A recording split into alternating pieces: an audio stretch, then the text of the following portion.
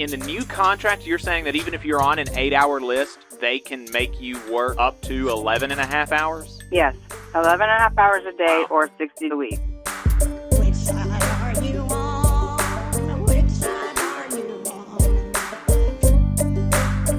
on? Caller from a 351 area code. 351 area code. What's your name and where are you calling from? Gilbert Paredes. I'm calling from Peabody, Massachusetts. From Massachusetts, what's on your mind? I just wanted to bring on some points President Renfroe when he was talking about his the TA agreement and some of the things give that us carry. I'm assuming you're a letter carrier. I'm interested in your thoughts. We do have to. We're gonna be running up on the break pretty soon here, so let's keep it to a minute, and we'll take some more calls. Hopefully, we'll get some more folks to talk about some of the other comments in the second half of the program. But yeah, quick thoughts. I'm interested in what the members are thinking. No problem. So the main thing that we're looking at, a regular clerk, and that's part of the craft for the APW, they start at $26 an hour when they become a regular, and letter carriers, as of right now, they start at $22.13. And even after the table changes are implemented in September next year, a regular carrier will still start at $25.86. Another issue is that APW members receive 100% of their COLAs at every single step, while letter carriers receive only a percentage of the COLAs, which we only the top step receiving the full COLAs. So every member of the APW receives the 100% of their COLAs. Letter carriers receive a proportionate unless they're on the top step. It doesn't make any sense. I understand that the clerk's job is hard, but we are outside. We work harder. We are the backbone of the Postal Service, and we should be making, if not the same, about more and receive the full COLAs because inflation affects us the same way.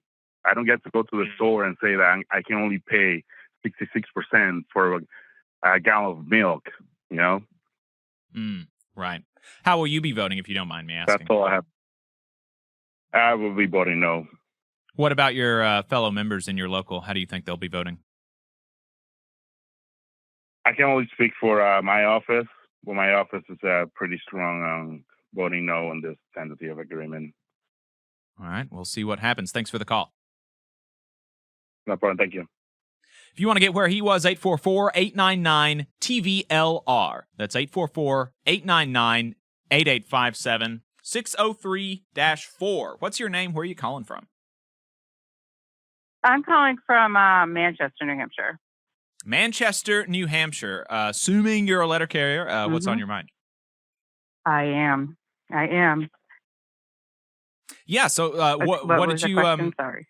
Yeah. No. What's on your mind? What did you think of the TA and Renfroe's interview?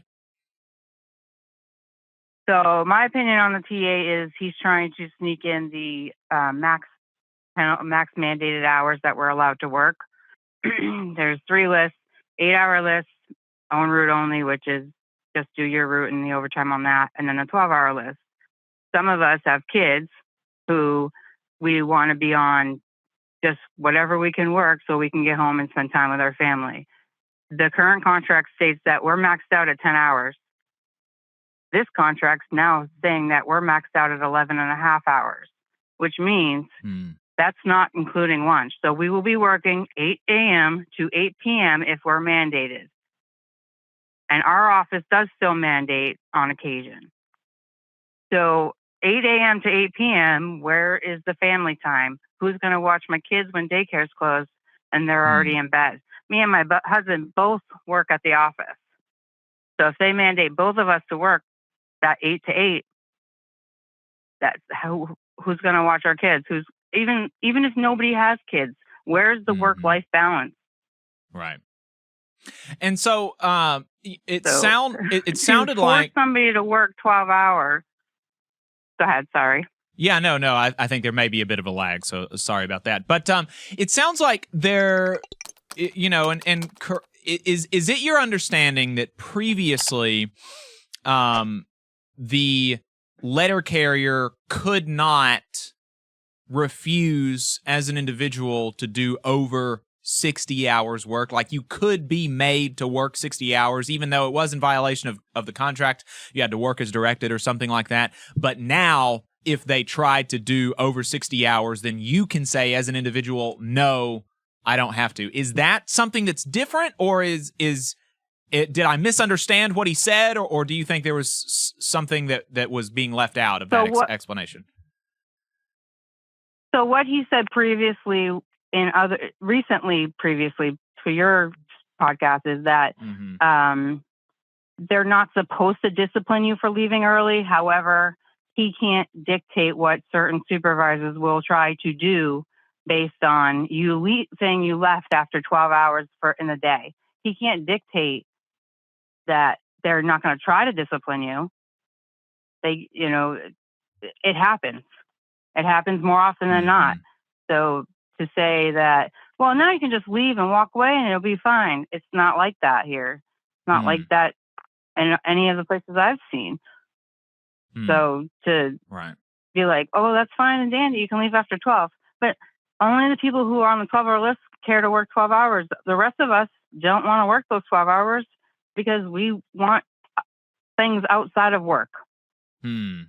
So there's a list that you can get on that says that you can refuse 12 hours of work. You can say I'm never going to work a 12-hour shift. Is that something that you're saying that you can get on? Yeah, so there's an 8-hour list where you only want to work 8 hours a day. So anything over that, even if it's on your own route, you can request the help. There's also a thing called work assignment or own route only, depending on which office, which means you're willing to do the overtime that's for the day that's on your route, but nothing else. Right now, either of those lists can be maxed out to 10 hours if there's a need, and all the 12-hour people are maxed out on their 12 hours for the day. But in this new contract, it's not only 10 hours. It's going to 11 and a half hours. I see. So So you're saying that 60 hours a week. Wow. Okay. So you're saying that even though, let's say and I'm not a letter carrier, and so I'm trying to ask for my own benefit and also for the benefit of the other people that are not letter carriers. So you're saying that the status quo right now is that if you get on an 8-hour list, they can force you to work up to 10 hours, but at 10 hours you can say, I'm done. I'm not interested in this anymore. I'll pick back up tomorrow. And in the new contract, you're saying that even if you're on an 8-hour list, they can make you work up to 11 and a half hours? Yes. 11 and a half hours a day or 60 days a week. So it's in this contract I've looked at, it's max 10 hours. And that's mandating. A lot of places are still mandating their carriers to work the 10 hours because they just don't have the help. So, I mean, it's too much of a risk for me as a person with 2 young children to say, sure, let's agree to this contract, even though, it's only 1.3% raise, that let's work 11 and a half hours every single day. It happens. If that was the case, my husband already had said that, he's probably going to have to quit because we just don't have somebody to watch our children. Right. All right. Well, and so it sounds like you're probably going to be voting no. Oh, definitely no. Even though I'm top step and I will receive the most financial benefit from this, it's not fair to the people on the lower steps to get the COLA that's not 100%. And do you think that's kind of where folks in your office are? I think so, yes. But in perspective, the 1.3% of top pay is $978 a year increase. My insurance, a middle tier insurance with Blue Cross, is going up $1,400 a year. Gotcha.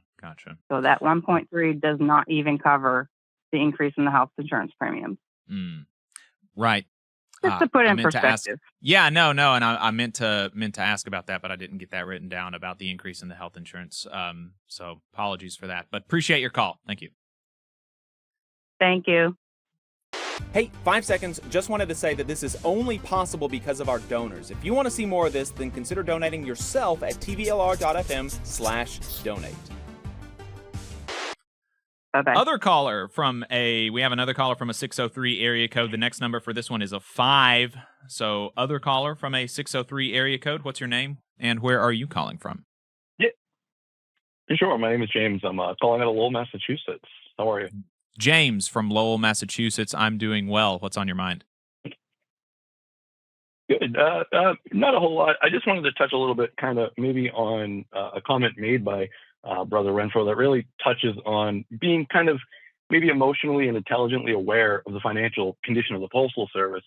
It's something that we've heard about for a long time, and it's something we do absolutely have to obviously keep in mind, right? If there's no money to give, obviously they cannot give money.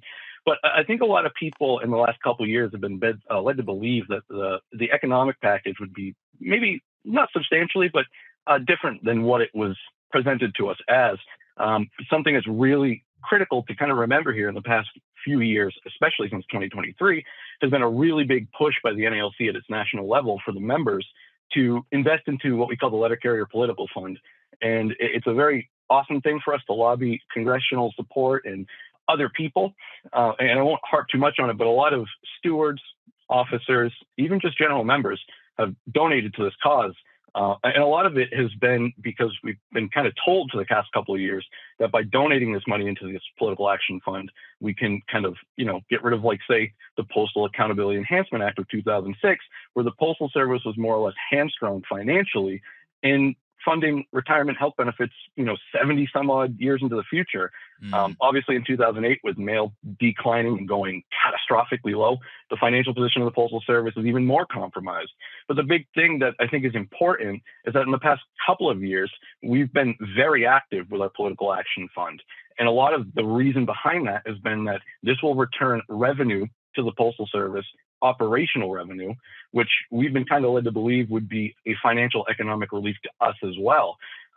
Realistically, when we look at the general wage increase in this particular tentative agreement, we're talking about 0.3% more versus our last tentative agreement. And listen, at the end of the day, I think at top step P, you're definitely getting a $4.16 hour, increase overall by 2026 of November.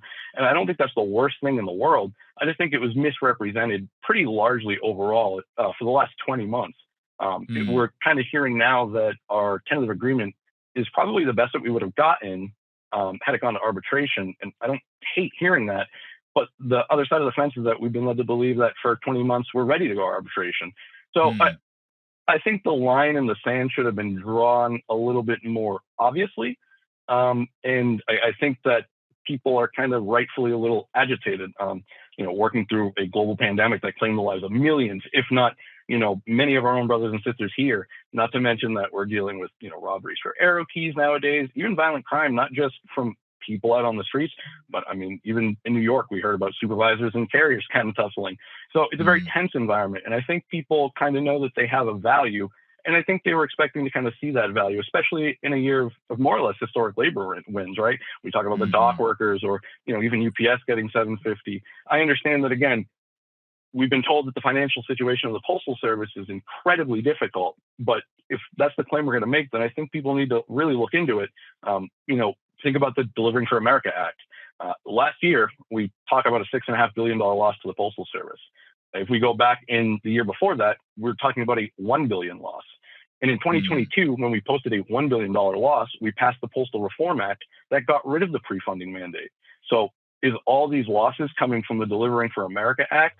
And if we think about it that way, well, earlier this year, we had, Senate hearings and Congress hearings about, mail commitment deliveries being 75% delayed in some areas and hundreds of thousands of packages in mail just sitting in these facilities.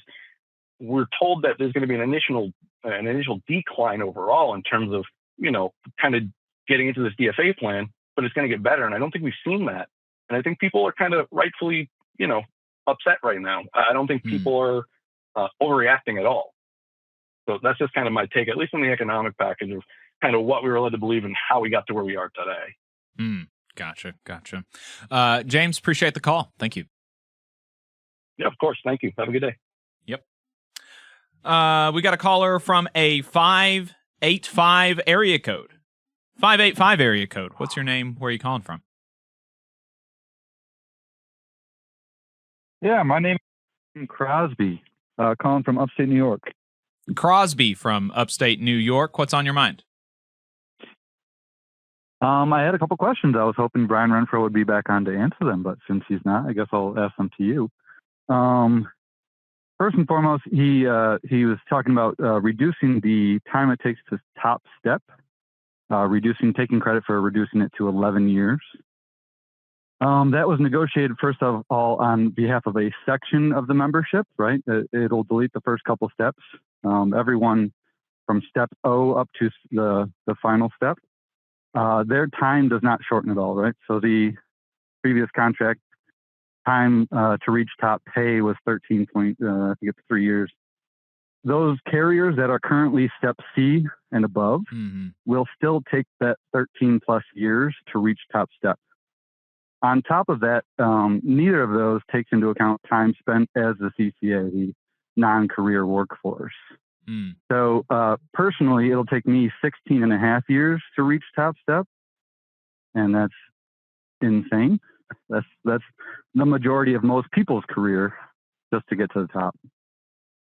So representing that as a cut to 11 years to reach top step is inaccurate. Yeah, and we talked about how, well, I asked him about that exactly, and we talked about how that what it was is, yeah, like you said, lopping the first two off, but it doesn't, it doesn't increase the, speed by which somebody who's, like you said, step C or above, in their third year or longer, doesn't increase the speed with which they'll be able to get to the top step. It's more that's going to affect the newer hires, yeah. Correct. And then, once I got on the phone, I forgot everything. No, that happens. So a federal, I was curious, as another federal employee,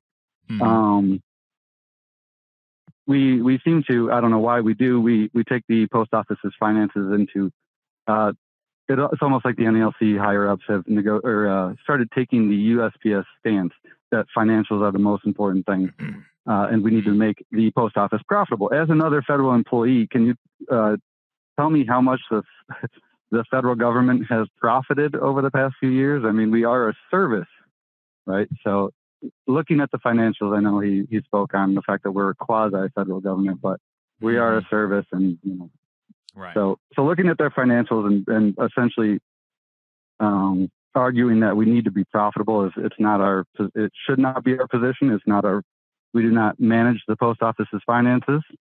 Otherwise, I'm sure we'd make a lot of different changes. That's all. All right. Thanks for your call. Thanks for your thoughts. Appreciate it. Of course. Have a good one. Yeah, you too. And yeah, that was kind of, what I was interested. I tried to get at that because that's kind of my thought too, is that, we, and as a federal employee in a non kind of federal corporation or whatever, we actually, AFGE doesn't even get to negotiate at all over our wages and pension and stuff like that. That's all set by Congress, which is unfortunate, but yeah, I think I would be of the mind, more of the mind that, it's not really, they don't pay me to think about the, I ain't no fancy manager type, right? I didn't get a fancy business degree. They got the fancy business degree. They figure it out. I know what I'm worth, kind of thing. But yeah, you heard how he responded to that.